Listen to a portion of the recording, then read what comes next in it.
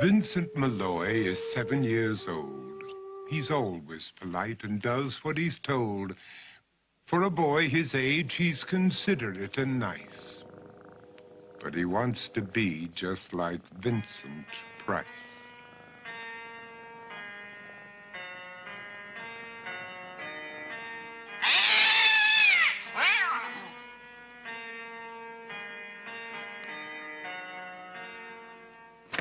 He doesn't mind living with his sister, dog, and cats, though he'd rather share a home with spiders and bats.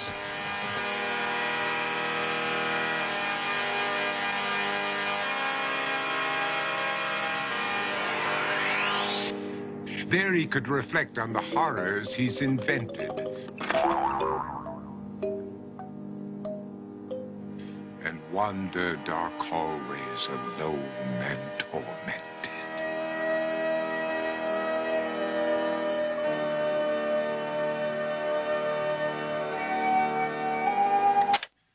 Vincent is nice when his aunt comes to see him, but imagines dipping her in wax for his wax museum.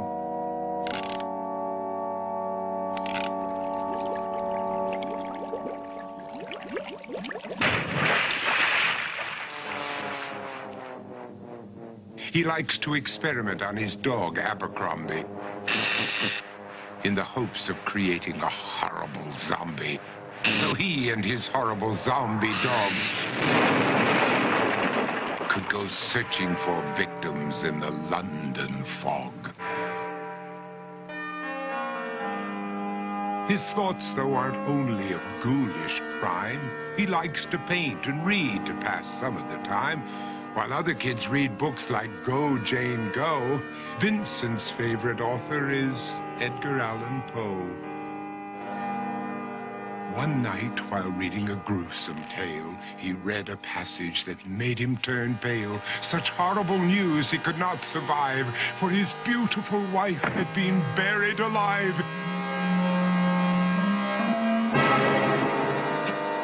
He dug out her grave to make sure she was dead, unaware that her grave was his mother's flower bed. His mother sent Vincent off to his room.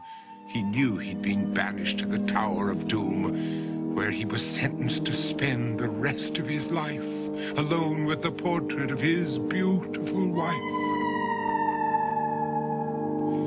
While alone and insane, encased in his tomb, Vincent's mother burst suddenly into the room.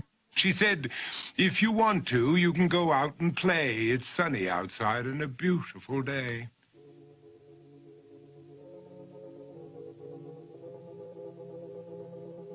Vincent tried to talk, but he just couldn't speak. The years of isolation had made him quite weak. So he took out some paper and scrawled with a pen, "I am possessed by this house and can never leave it again." His mother said, "You're not possessed and you're not almost dead. These games that you play are all in your head. You're not Vincent Price, you're Vincent Malloy. You're not tormented or insane, you're just a young boy. You're 7 years old and you are my son.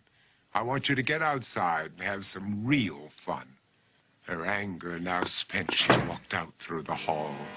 And while Vincent backed slowly against the wall, the room started to sway, to shiver and creak. His horrid insanity had reached its peak. He saw Abercrombie, his zombie slave, and heard his wife call from beyond the grave. She spoke from her coffin and made ghoulish demands, while through cracking walls reached skeleton hands. Every horror in his life that had crept through his dreams swept his mad laughter to terrified screams. To escape the madness, he reached for the door, but fell limp and lifeless down on the floor. His voice was soft and very slow as he quoted The Raven from Edgar Allan Poe. And my soul from out that shadow that lies floating on the floor shall be lifted nevermore.